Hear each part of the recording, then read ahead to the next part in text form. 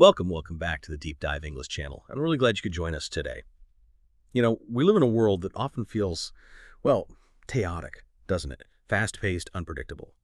But what if, underneath all that noise, there was a kind of hidden script? A foundational force just quietly shaping events, across centuries and continents? What if the actual ground beneath our feet, the oceans, the mountains, what if they were dictating way more than we realize? Quietly, persistently. That's exactly what we're digging into today. We're taking a deep dive into Robert D. Kaplan's incredibly influential book, The Revenge of Geography. Now I get it, you're busy. Life moves incredibly fast, and finding the time to sit down and read a whole foundational text like this can feel almost impossible sometimes. But hey, don't worry. That's exactly why we're here. We've gone through the entire book, really worked to distill its core arguments, and pulled out the most compelling stories, the most crucial facts. Think of this as your shortcut, your way to understand the enduring and often pretty surprising power of physical terrain.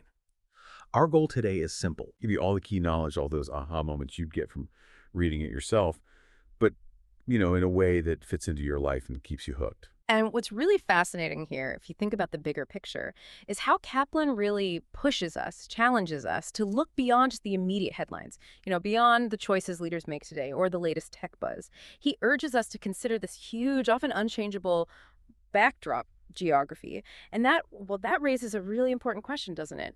How much of our destiny, as individuals, as nations, is actually written on the map?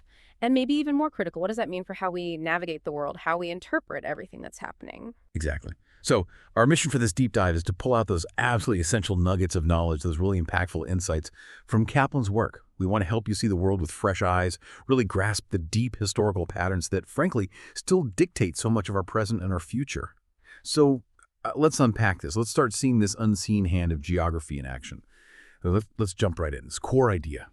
Geography as this unseen hand, a force acting as, well, both fate and a guide. It sounds almost, mystical. But Kaplan brings a really rigorous analytical eye to it. For a while there, especially after the Berlin Wall fell, end of the Cold War, there was this huge feeling that the old divisions were just melting away. It really felt like maybe history was ending, that we were all heading towards some kind of universal democratic ideal. The Kaplan says geography had other plans, right? He says we became blind to real geographical impediments. What exactly did he mean by that blindness? Indeed, it's a really profound observation he makes. And Kaplan isn't arguing for simple geographical determinism, the idea that everything is just dictated by the environment, no room for human choice. No, not at all. Instead, he talks about what he calls geographical informedness. And that's a really crucial difference. He draws a distinction. See, when we're caught up in current events, day-to-day stuff, the choices and actions of individuals, leaders, small groups, they matter immensely. We see it all the time. Leadership decisions, tech breakthroughs, individual acts of courage. But if you pull back, way back, and look across centuries, across huge sweeps of human history, geography's profound, persistent role becomes, well, undeniable. It's really about adding this vital layer of complexity, of depth to how we analyze foreign policy, moving beyond just a surface-level, short-term view to recognize the long game that's constantly being played out on the Earth's surface. And he uses some really powerful, almost poetic examples, like how these, man-made borders can really clash with the natural geographical logic. And that makes them incredibly vulnerable. The Berlin Wall, for instance, that stark concrete curtain, it seemed so permanent to people who grew up with it, a really tangible symbol of that ideological split. But in the grand sweep of history, it was pretty fleeting, wasn't it? A human construction that eventually just crumbled. The deeper insight for Kaplan here is that any man-made border that does not match a natural frontier zone is particularly vulnerable. It's almost like the land itself kind of pushes back against these artificial lines. Absolutely. And think about the contrast he draws with natural barriers. He talks about the Carpathians, that majestic mountain range in Central Europe. Now, sure, traders and armies have crossed them over the centuries. They weren't impenetrable, but they clearly marked a gradation, significant shift from what we think of as Europe towards the huge, dry Arabian deserts further east. And this natural divide, it profoundly influenced not just trade routes, but culture, economic development on both sides. He even recounts this really vivid personal story. An overnight freighter trip he took from Baku in Azerbaijan across the Caspian Sea to Krasnovodsk in Turkmenistan. He wakes up, sees this barren, abstract shoreline of Turkmenistan, and has this startling realization. Europe, he says, had evaporated in stages before my eyes.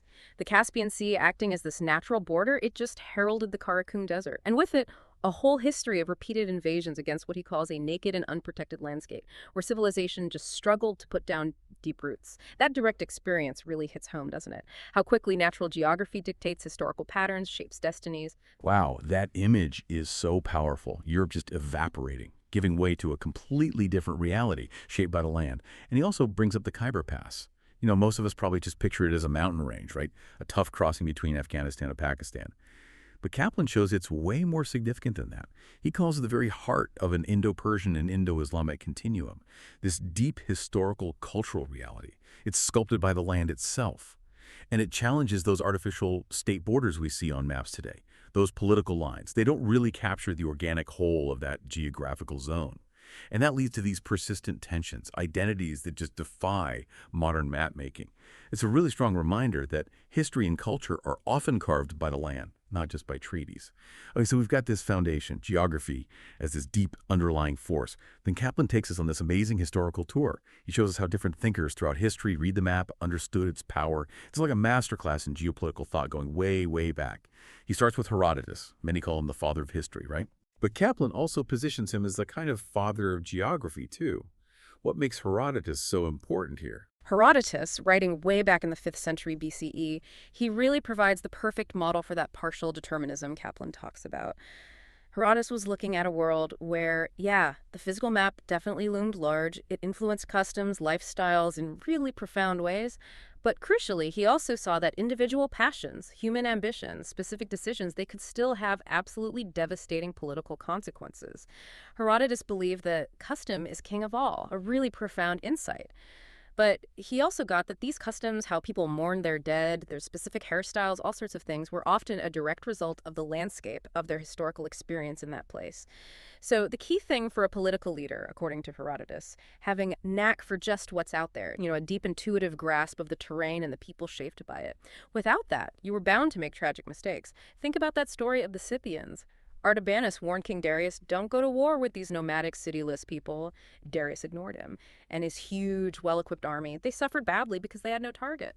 No cities, no farms to attack against the people who were constantly moving, who literally had nothing fixed to defend. It just perfectly highlights how geography and human organization are totally intertwined. And ignoring that link, well, it can lead straight to disaster. That brings us to another giant in this field, Halford Mackinder and his Heartland thesis. Okay, this is where it gets really interesting, I think, because Mackinder's basically drew a giant bullseye right on the center of the world map. He identified this heartland as the key to global power. His big paper in 1904, The Geographical Pivot of History, it pointed to the Eurasian interior. He argued it was totally inaccessible to sea power, but historically vulnerable to horse-riding nomads. And now, he predicted, it was poised for control through railways. And then there's his famous line, "Who rules East Europe commands the heartland. Who rules the heartland commands the world island. Who rules the world island commands the world." I mean, wow, that sounds like pure fatalism, doesn't it? Like destiny is just set in stone on the map. It really does, yeah, at first glance. But Mackinder, while he wasn't a fatalist in that rigid, traditional sense, Kaplan actually frames him as a hesitant determinist. He believed that, yes, geography presented these immense forces, but it could be overcome, but only with deep knowledge and, crucially, respect for its dictates. His goal wasn't really to declare some unchangeable fate. It was more to show how much effort humanity needed to put in to avoid tragedy. And look at his revised thesis, Democratic Ideals and Reality, which came out after World War I. There, he stressed the vital necessity of having independent states between Germany and Russia. Buffer states. He saw them as absolutely crucial for balancing power, preventing any single nation from dominating the heartland, and so hopefully avoiding another global conflict. So his thinking wasn't about inevitability at all. It was about strategic foresight, about the actions needed to shape outcomes within these geographical constraints. And his concept of the heartland itself evolved too. Initially, it was Central Asia, but later he expanded it to cover this huge area, roughly approximating the old Soviet Empire. This vast, sparsely populated interior, rich in resources like oil and minerals, it remained this critical register of power. It profoundly influenced Russia's historical struggles and its ongoing ones too. Think about the Soviet invasion of Afghanistan, that relentless quest for a warm water port on the Indian Ocean. Seeing this persistent struggle in the heartland, a century after Mackinder wrote about it, it really drives home the enduring power of his geographical insights. Okay, so if Mackinder was laser-focused on land power, the continental core, this contemporary Alfred Thayer Mahan was completely focused on the waves. sea power. Two really different, almost opposite ways of looking at global dominance, right? Mahan championed sea power. He argued it was not only more important, but interestingly, less threatening than land power. Why? Because navies had a limited capacity to extend coercive force inland. How did he justify that view? That's right. Yeah, fascinating contrast. Mahan believed sea power allowed a maritime nation, like Britain or the U.S., to project influence deep into what he called the Eurasian rimland, affecting politics far inland, using those same trade networks Mackinder talked about, but approaching from the sea. He saw the Indian and Pacific Oceans as the key geopolitical hinges, not the heartland. And for Mahan, expansion wasn't just an option, it was essential for national vitality. A nation, he famously said, must expand or decline. Very strong words. His deep insight was that the basic principles of naval strategy, they stay constant. Whether you're talking about an ancient oared galley, a steamship, or, today's nuclear carriers, the tech changes, but the strategic logic of controlling the sea, that endures. And he backed this up with powerful historical examples like Roman mastery of the Mediterranean during the Punic Wars against Carthage. Rome's control of the sea forced Hannibal into that incredibly arduous land march over the Alps, which just decimated his troops. It proved decisive. And today, you see his relevance everywhere. Indian and Chinese strategists are avidly reading Mahan. They're building large blue water navies specifically designed for, armed encounters far out at sea. The Chinese, especially Kaplan notes, seem to embrace his most bellicose-sounding precepts. They see command of the sea as overbearing power that closes the maritime common to an enemy's flag. That's pure Mahanian ambition playing out right now, showing naval power is still a critical tool for global influence. This brings us to a really cautionary, kind of chilling chapter in the history of geographical thinking. The German school of geopolitics, and how it was tragically twisted by the Nazis. German thinkers like Friedrich Ratzel, with his idea of Lebensraum, living space, and Rudolf Kehlen, who actually coined the word geopolitic, they developed these organic, almost biological concepts of the state. They saw borders as fluid, constantly shifting, and expansion as just a natural law for strong, virile nations. And this, as Kaplan really stresses, was terribly misused. It shows the dark side of these powerful ideas. Indeed, and this is a critical point Kaplan makes sure we understand. How these powerful intellectual frameworks can be distorted into something truly horrific. Legitimate geography helps us understand challenges, but this illegitimate geography, as he calls it, it just annihilated the individual, replaced him with this idea of the vast racial multitude. Ratzel, influenced by Darwin, he saw the map itself as sort of breathing, expanding, and contracting with populations. That's a stark contrast to how we usually see borders, static, permanent lines. Kjellin, who is actually a Swedish nationalist, he transferred his hopes for expansion onto Germany, envisioning this greater Germany that would include huge chunks of Central and Eastern Europe, an empire to counter Russia and England. And then came Karl Haushofer, the Nazi geopolitician. He admired Mackinder, but he twisted his work into what Kaplan calls a crazed and dreamy ideology. Robert Strauss-Hupé, in his classic 1942 book Geopolitics, The Struggle for Space and Power, he explicitly tried to rescue Mackinder's reputation from this Nazi distortion. He pointed out how Haushofer warped the heartland thesis to justify totalitarian expansion, seeing perpetual warfare for space as just natural for virile nations. Strauss-Hupé, in contrast, he emphasized Mackinder's underlying faith in the individual, totally opposing Haushofer's focus on collective sacrifice for the state. The really profound insight here is that while geography informs how human minds interpret it carries immense responsibility, misusing it can have utterly devastating consequences. And Strauss-Hupé warned even after World War II that the very crowding of the planet means that there will be a crisis of room on the map of the world.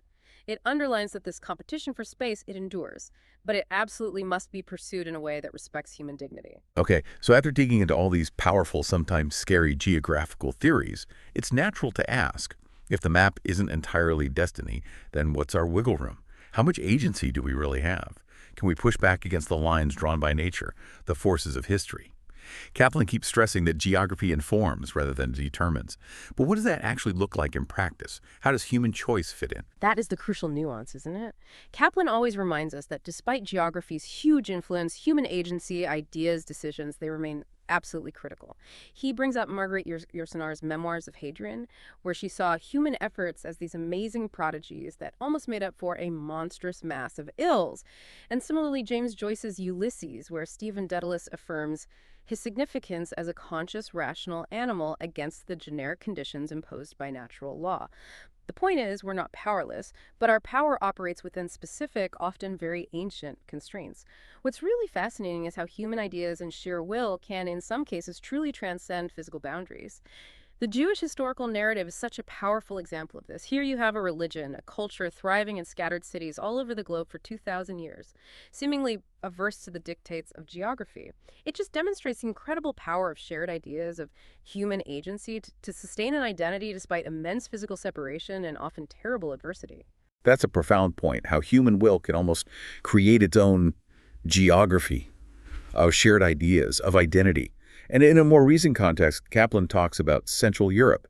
He says it was a political cultural distinction that was really more of an idea than a fact. It was like a declaration of memory, remembering that rich, multi-ethnic civilization, Mahler, Klimt, Freud, pushing back against the Cold War's artificial Eastern Europe label imposed by Moscow. It showed how a shared culture could define a region, challenging the physical divisions of the time. Similarly, think about the start of the Arab Spring. Communications tech created this common protest community across borders. Initially, it looked like a defeat of geography. Right, but then what happened? As the revolts actually unfolded, you saw these very diverse national narratives reassert themselves. Narratives deeply shaped by deep history and geography in places like Tunisia and Egypt, which were very different from Libya or Yemen. Geography once again informed the unique path each nation took. It showed that enduring tension between the global connection of ideas and the stubborn realities of the land. That's a perfect transition from those historical visionaries to how these geographical forces are shaping the map right now. Let's zoom in on Europe. We often see it as this unified bloc, right? Especially with things like the EU. But Kaplan points out that Europe actually has these deep geographical fault lines running right through it. And they influence everything: prosperity, identity, creating these enduring divisions, despite all the efforts at unity. Well, Kaplan highlights Europe as fundamentally a westerly excrescence of Asia, but one uniquely blessed with an absolutely epic 23,000-mile coastline, amazing natural resources, and really advantageous rivers, the Rhine, the Elbe, the Danube connecting huge areas. These natural gifts really set it apart, yet the continent's history is just deeply marked by divisions that echo ancient geographical splits. Think about the Roman Empire splitting into western and eastern halves. That division still resonates today. You saw it most vividly, tragically, in the breakup of Yugoslavia. You had Catholic Slovenes and Croats, heirs to Rome and the Habsburg Empire, contrasting sharply with Orthodox Serbs, heirs to Byzantium and the Ottomans. These ancient divisions, reinforced by the geographical landscape, they just resurfaced with horrifying force in the late 20th century. It shows how these deep historical fault lines can lie dormant for ages, but remain incredibly powerful. And he pinpoints what he calls the spinal column of Europe, those Benelux countries sort of meandering along the Franco-German border. This area, he says, is where Charlemagne's medieval core meets that crucial sea-land interface, and it remains vital. It's no accident, he notes, that this is exactly where you find Brussels, The Hague, Strasbourg, Maastricht, all clustered around Aachen, Charlemagne's old capital. It's almost like this geographically rich core just naturally pulls the budding European superstate back to its historical roots, anchoring its future in a very old landscape. Precisely. And take the Carpathians, for example, running northeast of former Yugoslavia. They weren't an impenetrable barrier like the Alps. They acted more as a gradation, a gradual shift between the Habsburg and Prussian West and the Turkish and Byzantine East. And this marked crucial economic and cultural differences. Differences that got even worse during the communist era, leading to deeper poverty and slower development in places like Romania and Bulgaria compared to Central Europe. Greece, too, serves as this fascinating register of Europe's overall health. Geographically, it's kind of halfway between Brussels and Moscow. Culturally, it's close to Russia through Eastern Orthodoxy, its economic troubles back in 2010. Kaplan sees them as a legacy of political underdevelopment, underscoring how Europe, despite everything, remains this very ambitious work in progress. It's a real testament to geography's enduring influence, even on a continent trying so hard to integrate that these ancient divides keep surfacing. Okay, from Europe, let's shift our view eastward to Russia, that immense, often stark landscape. Kaplan argues that Russia's geography, those vast, mostly flat lowland plains, combined with a brutally severe climate, has profoundly shaped its national character and really driven its historical path. What's the connection he draws between the land and maybe Russian soul? Kaplan definitely points to the miserably rugged Russian climate and landscape as being keys to the Russians' character and to their history. The intense cold, the short growing season, especially in those high northern latitudes, it fostered a capacity for suffering, he argues, and also a certain communalism. Interdependence between farmers, frenetic effort just to survive. This incredibly difficult environment, combined with pretty low agricultural surpluses, it also encouraged the elites to control wide areas, just to consolidate resources. Kaplan suggests this laid some roots for Russian communism later on, and maybe even a kind of disdain for personal freedom in favor of collective survival against harsh conditions. If you look at a relief map of Eurasia, the sheer expanse of those lowland plains stretching from the Carpathians all the way to the central Siberian plateau, it just jumps out at you. It practically invites invasion. And consequently, it also tempts Russian imperialism, driven by that vague hope of a warm water outlet on the close-by Indian Ocean.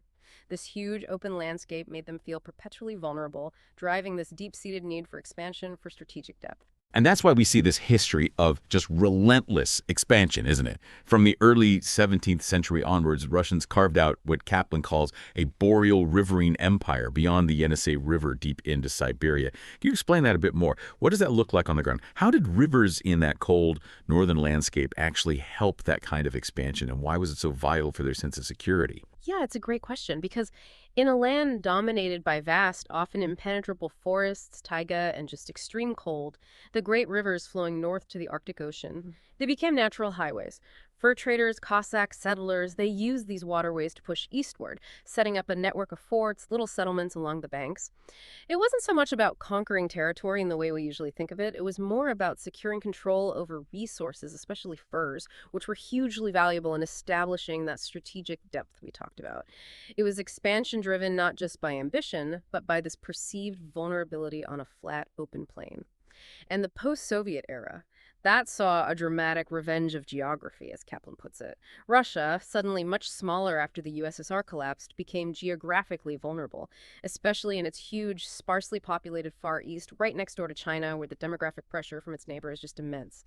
This weakness, combined with its historical character shaped by insecurity, it transformed Russia into what Kaplan calls a revisionist power. The power intent on regaining influence in its near abroad, places like Belarus, Ukraine, the Caucasus, Central Asia, the whole concept of Eurasianism, which popped up as an attempt to kind of suppress ethnic rivalry for the sake of stability. It often struggles against these deeply ingrained ethnic identities and aspirations. Many former Soviet states are, pining for Europe, which just further complicates Russia's geographical challenges. Okay, let's pivot now to China. Its rise is without a doubt one of the defining stories of our time. Kaplan argues that China's unique geography is fundamental, not just to understanding its past, but also its future path. How has its geographical position shaped its civilization and its current ambitions? Well, China's history is really largely shaped by its constant need to create buffers. Buffers against nomadic peoples coming off the steppes, from Manchuria all the way to Tibet. This perennial threat from its landward side, it fostered a relatively cohesive, yet perhaps less overtly militarized agricultural civilization compared to Russia's history, which was more expansive and militarized. While the dominant Han population, concentrated in the Fertile Cradle of China, needs to control peripheral groups like the Tibetans, the Uyghur Turks, the Inner Mongolians, its main historical worry was always these land invasions. That led to massive defensive projects like the Great Wall.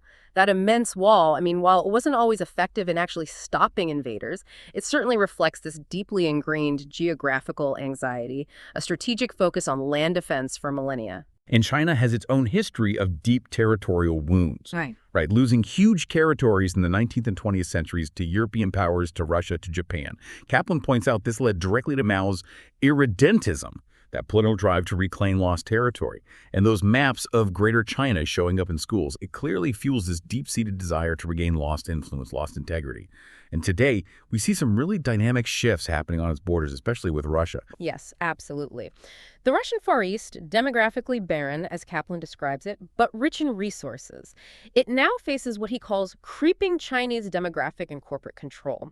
That's a remarkable reversal from the Cold War days, when millions of troops faced off across that same border.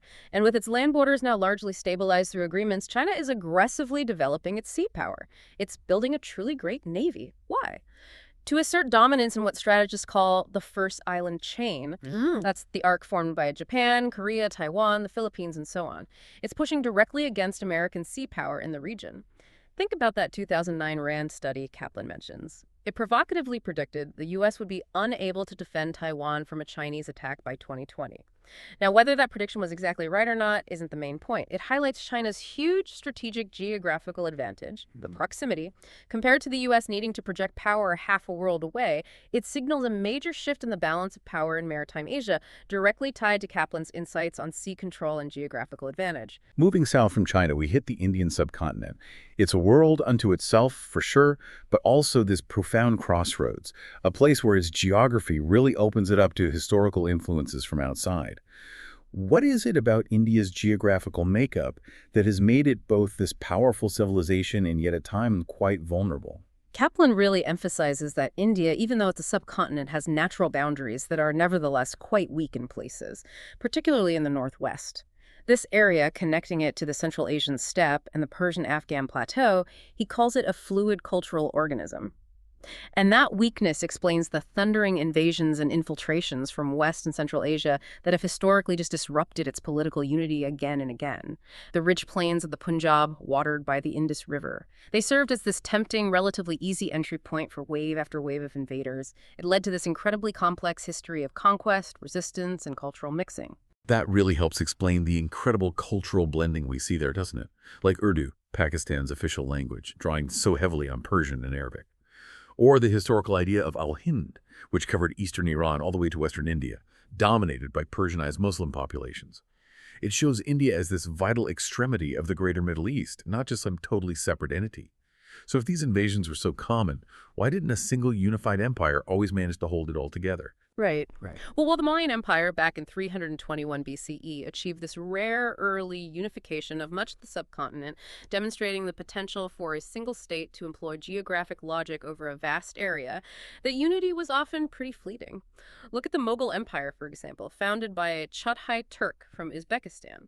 It also illustrates India as this kind of depository of ongoing cultural and political trends in the adjoining Middle East, with a really diverse nobility drawn from all over the region. But internal divisions always persisted. The Mughal Emperor Aurangzeb's inability to subdue southern India, the Maratha insurgents down there, it highlights the fact that there are few geographical connecting links between northern and southern India.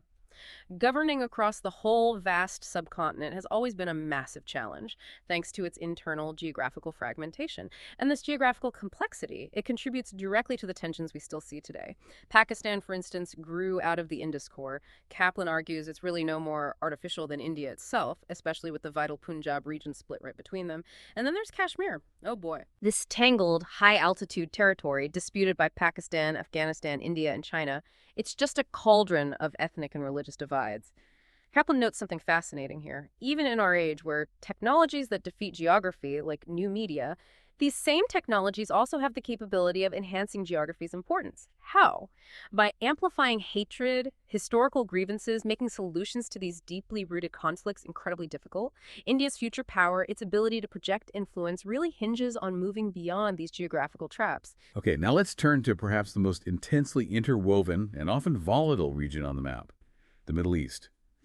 Kaplan calls it the most geographically central area of the dryland Earth, a vast quadrilateral where continents just collide. This makes it a true crossroads, yes, but also just an epicenter of instability. Kaplan uses this vivid term for it, the oikoumene. That's basically the ancient Greek word for the inhabited world.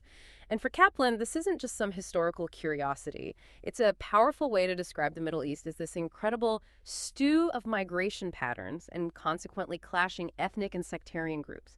It really is. It's where Europe, Russia, Asia, and Africa intersect. That makes it ultra-strategic, obviously, but also prone to, as he puts it, all the pathologies of the second nuclear age. Extremist ideologies, crowd psychology, overlapping missile ranges, and, worryingly, nuclear proliferation. Now, to even begin to understand this incredibly complex region, Kaplan suggests we need to disaggregate it, break it down. We can look at the Nile to Oxus region that's largely Arab and desert-based, and contrast it with the Bosporus to Indus region, mostly non-Arab and mountainous. These distinct geographical zones. They're shaped by totally different historical currents, so any kind of blanket analysis just won't cut it. And Kaplan really unpacks specific geographical features that create these unique dynamics. Take the Arabian Peninsula, dominated by Saudi Arabia. Its historical cradle is in Najd, the origin of Wahhabism, that austere religious movement. And that contrasts sharply with the more cosmopolitan Hijaz region on the coast. But a key danger, a fundamental threat to Najdi-based Saudi Arabia, he argues, comes from Yemen, Why is Yemen, a relatively smaller country, such a big threat to its giant neighbor? Yeah, it's a fascinating insight into geographical leverage, isn't it? Yemen, despite having less land area, has a population almost as large as Saudi Arabia's. That makes its mountainous southwest corner the all-important demographic core of the entire peninsula. Kaplan points out that Yemen's dense, heavily armed population and its incredibly rugged terrain make it inherently difficult to govern centrally. It fosters what anthropologists call a segmentary society. Basically, central government is weak, while local tribes and clans are strong, often self-governing. So you have this situation.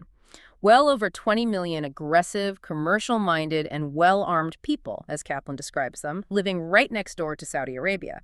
That poses a fundamental danger to the kingdom. It challenges its stability, its ability to project control southward. Then there's the Iranian plateau. Yeah. Kaplan makes this really provocative suggestion. Maybe Iran is the true pivot in Mackinder's heartland thesis for today's world. He calls it the region's universal joint.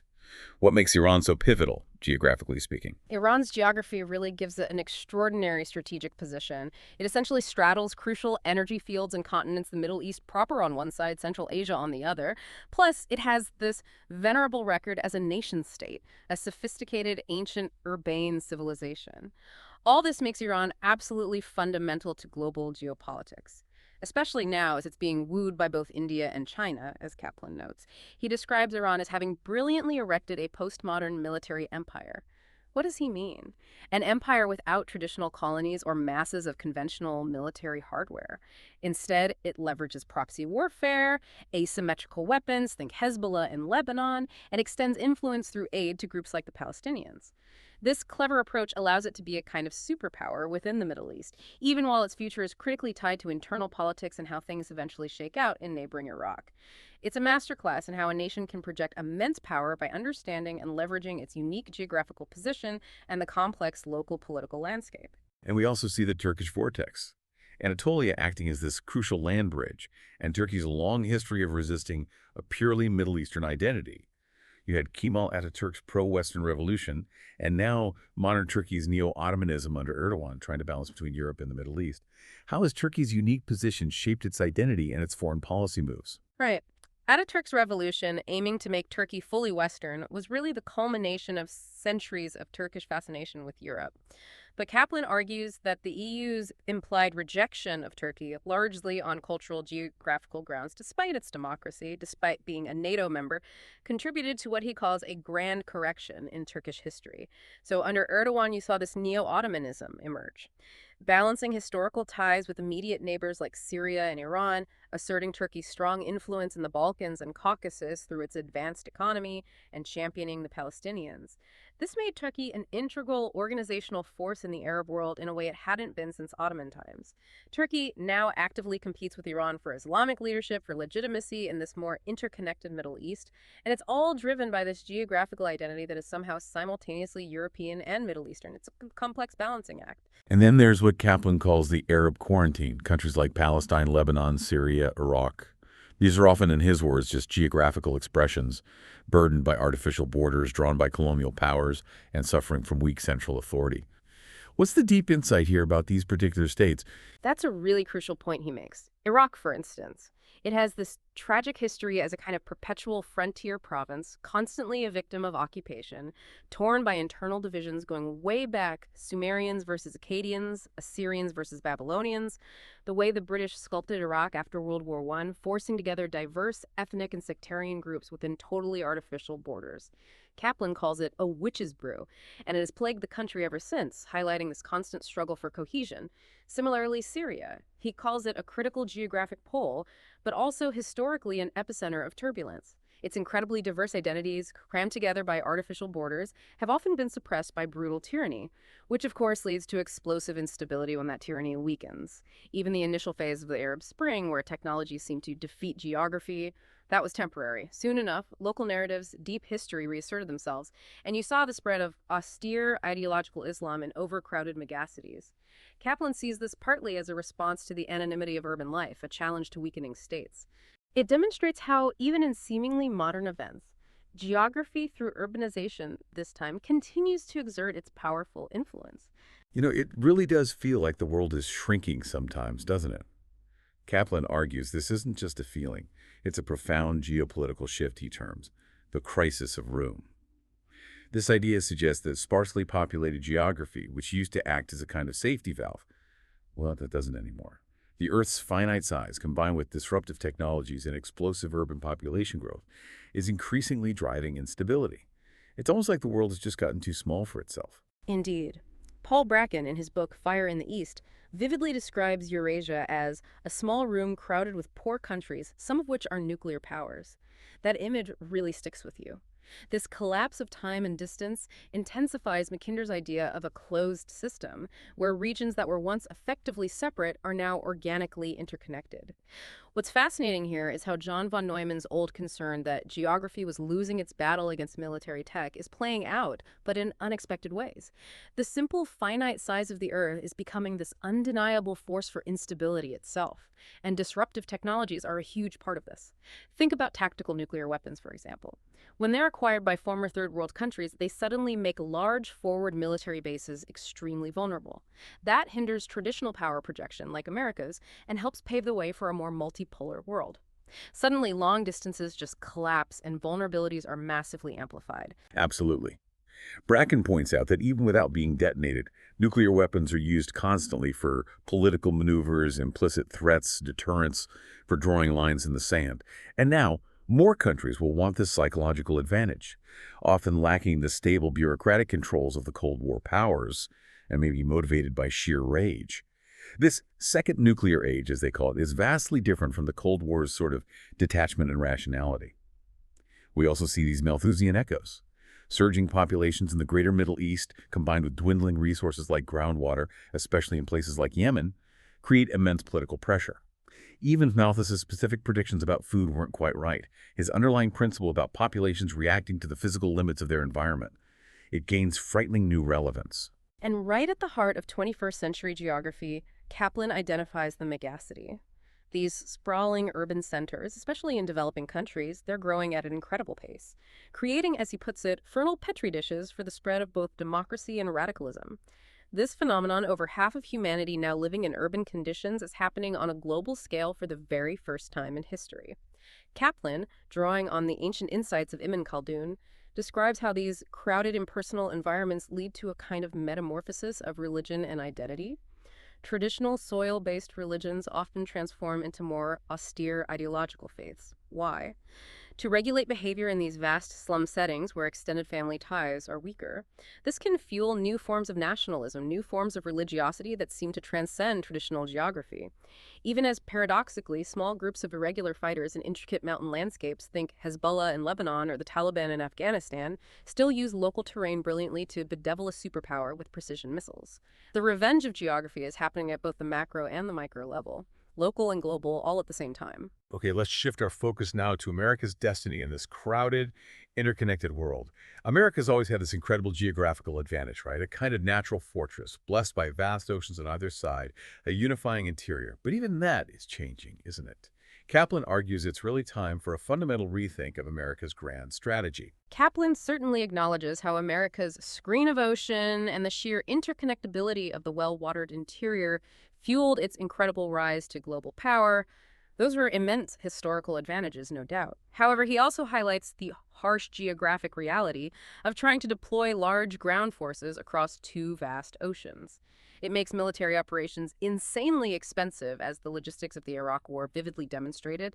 And while air power can certainly bombard targets, it can't transport goods in bulk, it can't exercise control on the ground. So forces become victims of geography in places like Iraq or Afghanistan, where the terrain and the local populations ultimately dictate the outcome. But the most significant emerging vulnerability, he stresses, isn't happening overseas. It's occurring much closer to home to its south, right on its doorstep. So forget the traditional east-to-west, sea-to-shining American narrative. Kaplan suggests America's true destiny, its most pressing geographical challenge right now, is increasingly north to south. What does that mean for the U.S., particularly regarding the Mexico-U.S. relationship? This feels like a really uncomfortable truth for a lot of people to face. It absolutely is. Samuel Huntington, in his book, Who Are We?, argued that Latin history is literally demographically moving north, and that this could fundamentally change the American character itself. This is compounded by a stark economic fact. The income gap between the United States and Mexico is the largest between any two neighboring countries on Earth. That creates enormous pressure for migration, naturally. You've got Mexico's population of 111 million, plus Central America's 40 million, that's equal to half the U.S. population, and their median age is much, much younger. This demographic dynamic is incredibly powerful, and as Kaplan points out, it's an often ignored geographical reality in strategic thinking. Plus, NAFTA has only intensified this integration. Kaplan notes that something like 87% of maquiladora manufacturing and 85% of all U.S.-Mexico trade happens right there in northern Mexico, intimately connecting it with the U.S. Southwest. The economies are practically fused, but the social and political challenges are growing further apart. And this geographical connection brings us to a critical internal division within Mexico itself, doesn't it? Its rugged terrain, these lawless areas become strongholds for powerful drug cartels, creating a massive crisis right on America's border. Precisely. Northern Mexico, despite that economic integration, exhibits no geographical unity because of its rugged central plateau, its numerous mountain ranges. These lawless mountains and steppes, places like the area around Ciudad Juarez, they've become absolute bastions for drug cartels. Kaplan draws a modern echo to Geronimo's Apaches, using remote highlands as refuge. The Mexican drug war has claimed tens, maybe hundreds of thousands of lives, with cartels using military-style assaults, often with weaponry superior to local police forces. And Kaplan makes this really provocative point. The U.S. has spent hundreds of billions of dollars to affect historical outcomes in Eurasia, yet it remains curiously passive about this contiguous border that's verging on chaos. He sees this as a critical strategic vulnerability, a profound misallocation of attention driven by a failure to grasp America's true geographical imperatives for the 21st century. So given all these complex realities, what's the path forward for America? How does it navigate this incredibly complex world without just repeating past mistakes, or worse, making brand new ones? Kaplan advocates for a much more nuanced grand strategy, drawing lessons from historical empires. What kind of lessons does he pull from, say, ancient Rome or Byzantium? Yeah, he draws some powerful parallels with Roman grand strategy. He urges America to avoid overextension, to avoid the fate of Venice, which he notes was ultimately undone by getting bogged down in permanent small wars. He suggests America needs to restore its surge capacity, its ability to deploy force effectively, but selectively, using diplomacy more, using troops more sparingly, much like Rome did in its earlier, more stable phases. The real failure of Rome's final phase, he argues, wasn't decline itself, but the failure to plan for a graceful retreat from overwhelming hegemony. Byzantium, the Eastern Roman Empire, offers even more direct lessons, he thinks. Lessons in avoiding costly interventions, leveraging diplomacy, intelligence, even bribery when necessary to preserve strength. This idea of a graceful exit from total hegemony, paradoxically, can actually prolong a state's position of strength and influence by conserving resources, by avoiding those debilitating, draining conflicts. It's fundamentally about recognizing limits, something powerful nations throughout history have often struggled with. He makes that truly provocative statement, echoing Andrew Bosfish, that fixing Mexico is more important than fixing Afghanistan. Oh. That really hammers home where he thinks the strategic priorities should lie, doesn't it? A domestic border issue framed as the core geopolitical challenge. It absolutely does, and it's meant to shock, I think, to force a reevaluation of those priorities. Kaplan underscores the strategic urgency of the southern border situation. He points out that historical models for binational cooperation actually exist. Back in the 19th and 20th centuries, you had Mexican rurales and Texas Rangers jointly patrolling against bandits. You had Mexican and American soldiers campaigning together against Apache groups. This history offers a kind of blueprint for addressing current challenges with drug cartels, but the legal frameworks for that kind of deep cooperation are lacking right now. Furthermore, Kaplan argues for a grand strategy where universal values must be contingent on circumstances. Promoting democracy might be helpful in Iran, he suggests, but could actually threaten stability in Jordan or Saudi Arabia. This requires careful, non-ideological approaches that understand the unique geographical and cultural context of each place. Ultimately, he puts forward this profound idea. There is nothing healthier for America than to prepare the world for its own obsolescence. That way it labors for a purpose and not merely to enjoy power for its own sake. That's a deep call for long-term vision, beyond just clinging to power, a recognition that even the greatest powers eventually recede, and preparing for that transition wisely is perhaps the ultimate act of strategic thinking. So wow, we've covered a huge amount of ground today, from ancient empires to today's megacities, from the vast plains of Russia to the intricate mountains of the Middle East, and even right into America's changing continental destiny. What really stands out to me from diving into Kaplan's insights is that geography. It's just not about lines on a map. It's this living, breathing force. It shapes everything: culture, culture, conflict, national character, even our most urgent contemporary problems. Yeah. It's been an incredible deep dive, really unpacking so much from the revenge of geography and giving us the absolute core of its powerful message. Absolutely. This deep dive has really shown us, I think, that while technology might seem to shrink distances and human will can certainly strive against immense forces, the basic physical facts of our world, they remain this profound constraint and also an instigator of action. As Kaplan stresses again and again, geography informs, it doesn't totally determine, but we absolutely ignore its dictates at our peril. Our understanding of why things happen in the world is just incomplete, maybe even dangerously flawed, without this crucial geographical lens. It really encourages a kind of humility and a long-term perspective that's often missing in our incredibly fast-paced news cycles. So maybe the next time you look at a map on your phone, online, wherever, don't just see the borders, the names, the flag colors. Ask yourself, what untold stories are hidden there? What deep historical currents? What future conflicts or maybe collaborations do you now sense etched into the very land and sea itself? What unexpected connections between seemingly distant regions now become clearer to you? Maybe connecting ancient customs to modern struggles, or regional flashpoints to global power shifts.